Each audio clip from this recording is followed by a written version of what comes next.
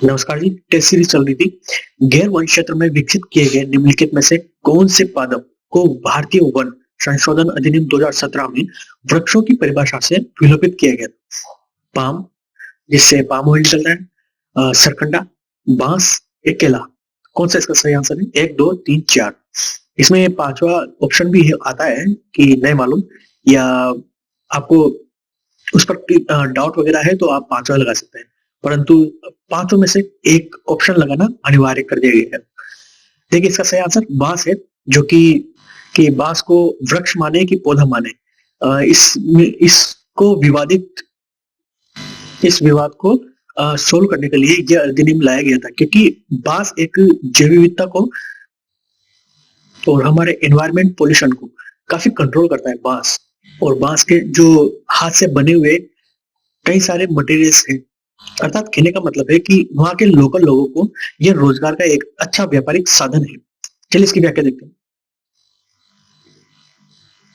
बांस के पौधे को भारतीय वन अधिनियम 1927 में विस्तृत किया गया था।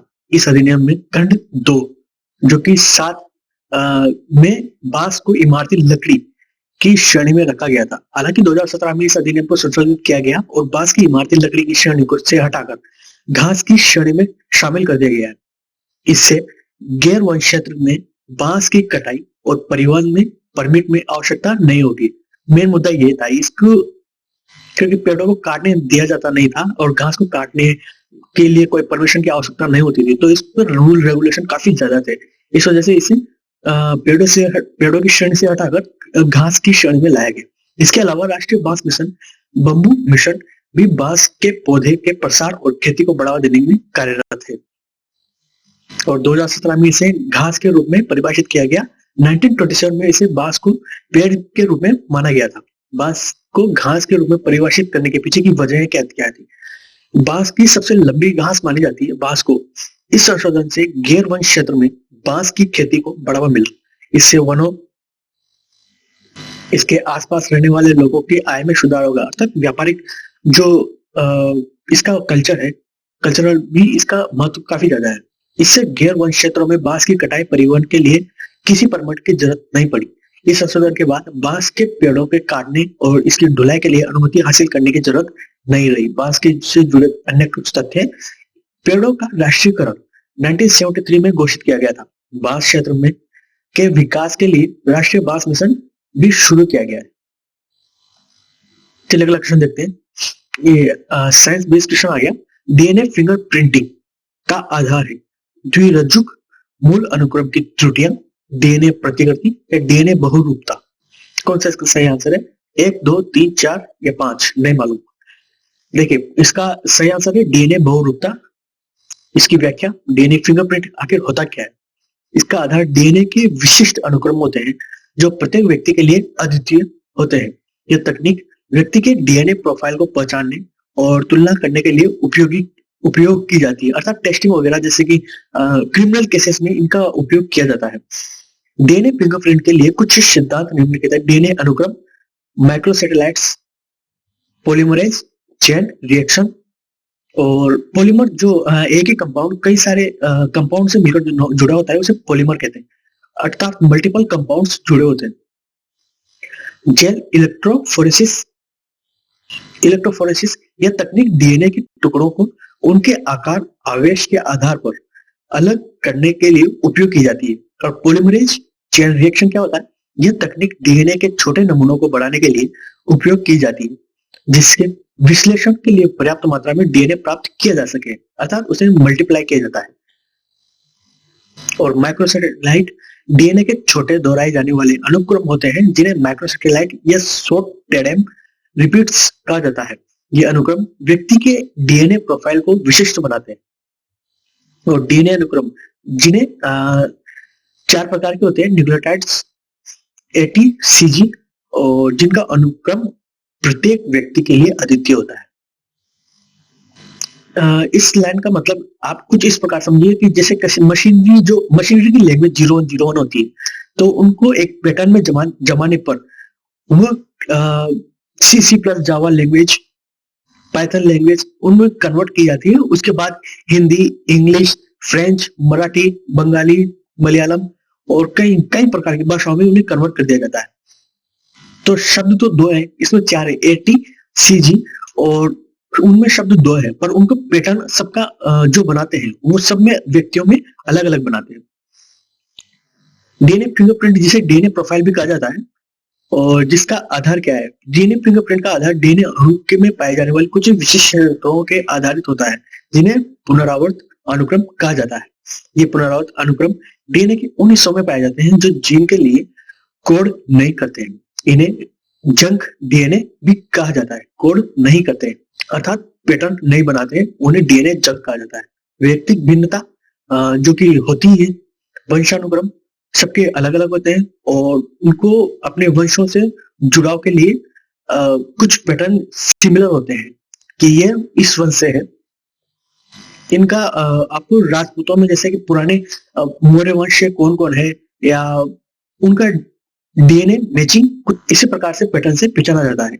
डीएनए फिंगरप्रिंट की प्रक्रिया, इसमें डीएनए नमूना एकत्रित किया जाता है, पीसीआर की जाती है, इलेक्ट्रोफोरेसिस किया जाता है, पैटर्न का विश्लेषण किया जाता है। डीएनए फिंगरप्रिंट के उपयोग फोरेंसिक विज्ञान में, पृथक परीक्षण में, वंशावली में, प्राणी और पौधों की पहचान में, इन सब में किया जाता है। Electrophoresis, transfer to membrane, X-rays and DNA sampling. देखिए ये पहले ये किया जाता है, डीएनए सैंपलिंग वगैरह ये सब पहले की जाती है, उसके बाद इलेक्ट्रोफोरेसिस, ट्रांसफर टू मेम्ब्रेन और एक्सरेज, ये फिंगरप्रिंट का प्रोसेस है। चलिए अगला क्वेश्चन देखते हैं। राष्ट्रीय बीज मसाला अनुसंधान केंद्र स्थित है डुमाड़ू अजमेर, मंडौर जोधपुर, बीचवाल बीकानेर में या दुर्गापुरा जयपुर में? देखिए राष्ट्रीय बीजीय मसाला अनुसंधान अर्थात पूरे भारत में जो राजस्थान में अवस्थित है अनुसंधान केंद्र भारत का जो डायरेक्ट उत्तरदायी होता है राष्ट्रीय बीजीय मसाला अनुसंधान जो भारत सरकार के लिए जवाबदेहिता सुनिश्चित करता है, वो अजमेर में है, डुमाड़ा। चलिए इसकी व्याख्या देखते हैं। ये आपके मेष में काफी कारगर साबित होगा। उसके उद्देश्य क्या है और प्रमुख कार्य क्या क्या है? चलिए अगला क्वेश्चन देखते हैं। ये कुछ इस प्रकार से दिखता है। निम्नलिखित में से कौन सा कथन कंपोस्ट के संदर्भ में सही नहीं है? कंपोस्ट के कथन में सही नहीं है। इसमें जैव निम्नीकरण कचरे का अपघटन गड्ढे में होता है। इसमें कार्बनिक पदार्थों तथा पोषक तत्व अधिक मात्रा में होते हैं। गड्ढों में विशिष्ट पदार्थों की निम्नीकरण प्रक्रिया में केंचुए धीमा कर देते हैं।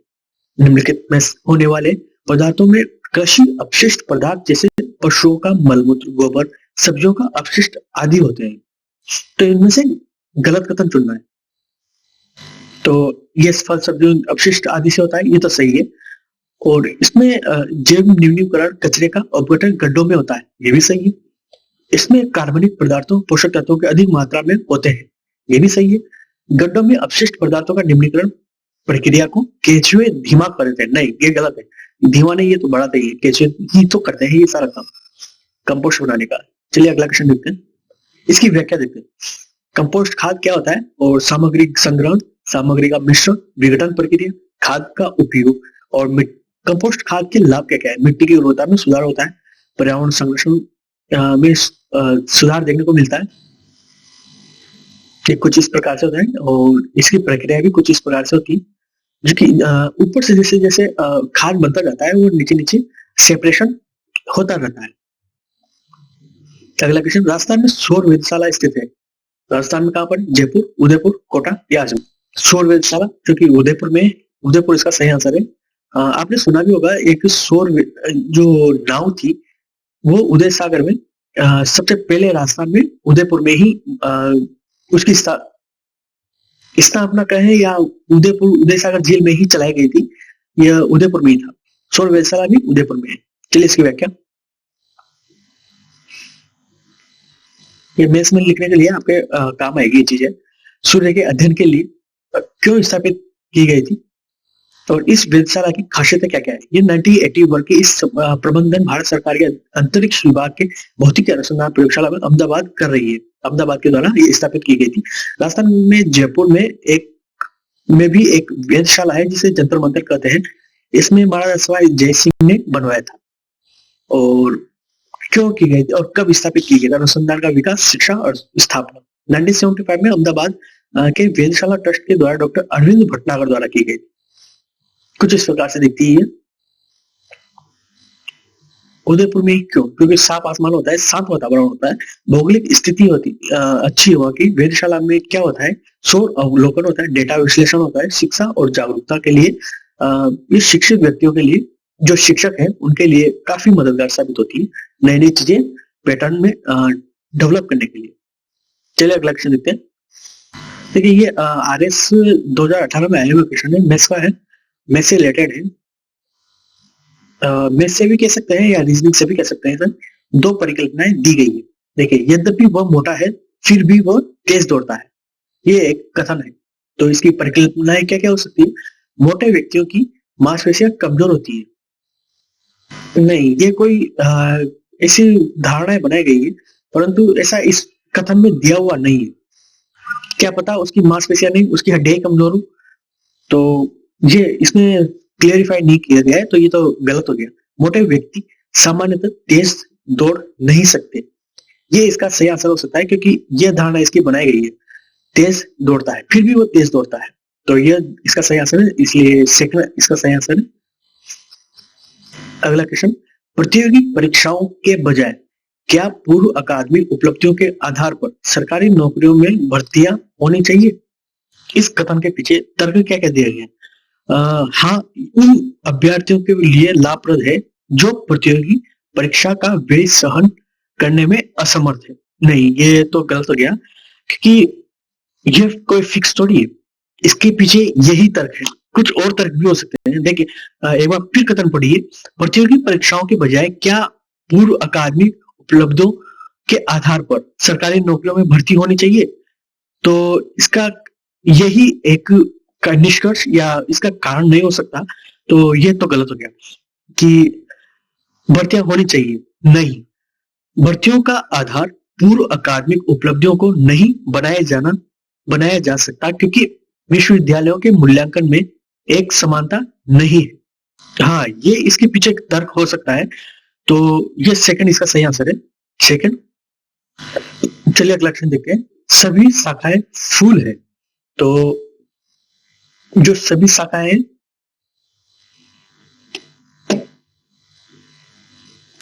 देखिए जो सभी शाखाएं हैं वो फूल है, मतलब कि अंदर वाली जो ये शाखा है वो फूल है, ये बाहर वाला फूल हो गया, और सभी फूल पत्तियां हैं, और सभी फूल पत्तियां हैं, तो बाहर वाली पत्तियां हुई। तो इसका निष्कर्ष क्या निकलते हैं? सभी शाखाएं पत्तियां हैं, तो सभी शाखाएं पत्तियां हैं, तो ये तो सही हुआ। और कुछ पत्तियां शाखाएं हैं, और कुछ पत्तियां शाखाएं, ये भी सही हुआ, क्योंकि कुछ पत्तियां हैं जो शाखा है, और कुछ फूल भी है, और सभी फूल शाखाएं हैं, और सभी फूल शाखाएं, ये गलत हो गया।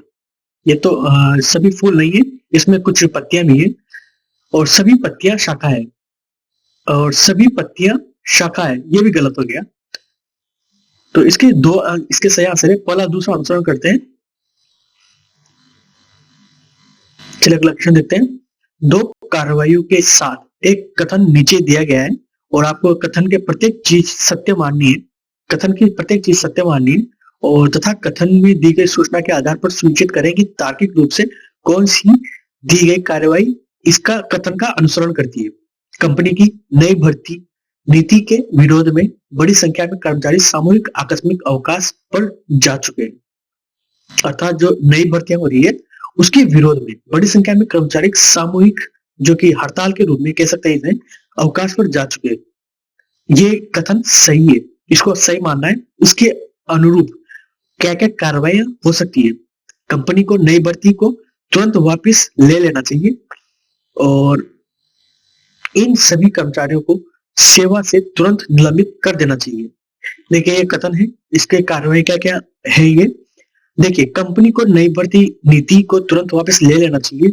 नहीं, देखिए वापस अगर कंपनी में जो लेबर है उनकी जरूरत है तभी तो निकाली गई है भर्ती, और वो हालांकि पैटर्न गलत है, तो लेबर की तो जरूरत है, तो वापस लेने का कोई मोल बनता नहीं है, तो ये तो गलत हो गया। अगला देखते हैं, इन सभी कर्मचारियों को सेवा से तुरंत निलंबित कर देना चाहिए, फिर कंपनी में काम करेगा कौन? तो ये फैसला जो है ये गलत है। इस कथन के अनुसार ये कंपनी द्वारा इस तरह से फैसले नहीं किए जा सकते। तो वो तो डूब जाएगी कंपनी अगर इस तरह से फैसले लिए गए, तो ये गलत है। तो आपको आरएस में कुछ इसी प्रकार से फैसले लेने के लिए तैयार किया जाता है। प्रश्न कुछ इसी प्रकार से डाले जाते हैं, तर्क क्या है, निष्कर्ष क्या है, कार्यवाही क्या है और वितर्क क्या है, इसी प्रकार से। तो इसमें दोनों ही गलत हो गई, तो न तो एक अनुसरण करता है और न ही दो अनुसरण करता है। ठीक है, थैंक यू।